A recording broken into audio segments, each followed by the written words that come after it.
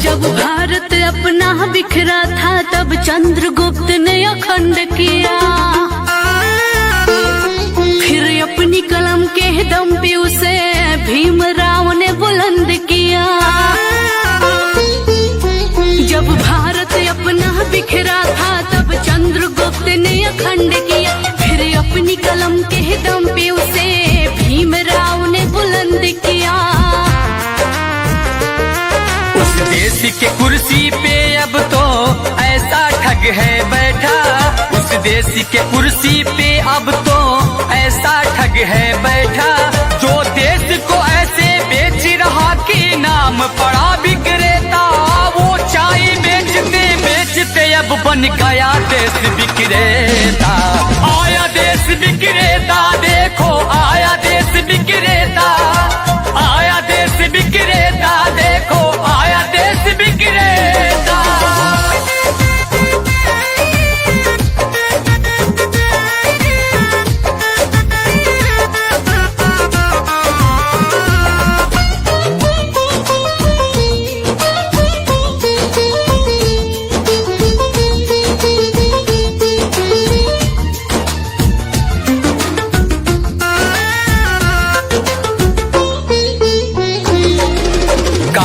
धन लाऊंगा कह के भारत का कोष भी साफ किया, श्रमिकों को भूखे मार रहा, धनिकों का कर्ज भी माफ किया।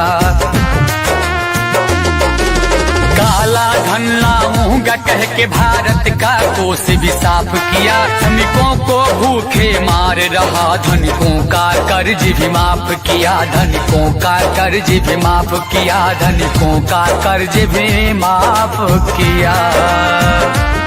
लाखों का सूट पहन के भी खुद को फकीर है कहता, जो देश को ऐसे बेच रहा कि नाम पड़ा विक्रेता।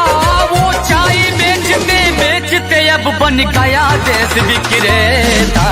आया देश विक्रेता, देखो आया देश विक्रेता, आया देश विक्रेता, देखो आया देश विक्रेता।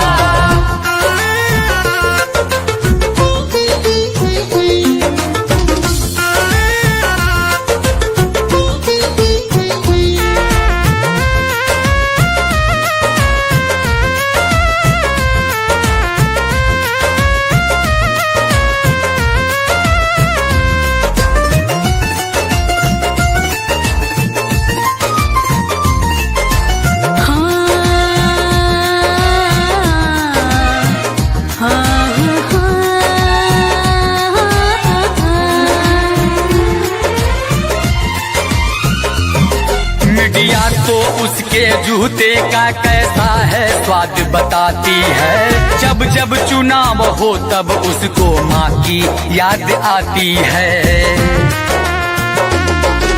मीडिया तो उसके जूते का कैसा है स्वाद बताती है, जब जब चुनाव हो तब उसको माँ की याद आती है, माँ की याद आती है, माँ की याद आती है।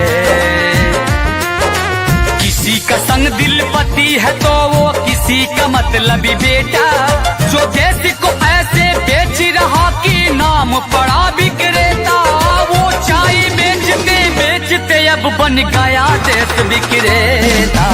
आया देश विक्रेता, देखो आया देश विक्रेता, आया देश विक्रेता, देखो आया देश विक्रेता। जब भारत अपना बिखरा था तब चंद्रगुप्त ने अखंड किया, फिर अपनी कलम के दम पे उसे भीमराव ने बुलंद किया। उस देश के कुर्सी पे अब तो ऐसा ठग है बैठा, उस देश के कुर्सी पे अब तो ऐसा ठग है बैठा, जो देश को ऐसे बेच रहा कि नाम पड़ा विक्रेता। वो चाय बेचते बेचते अब बन गया देश विक्रेता।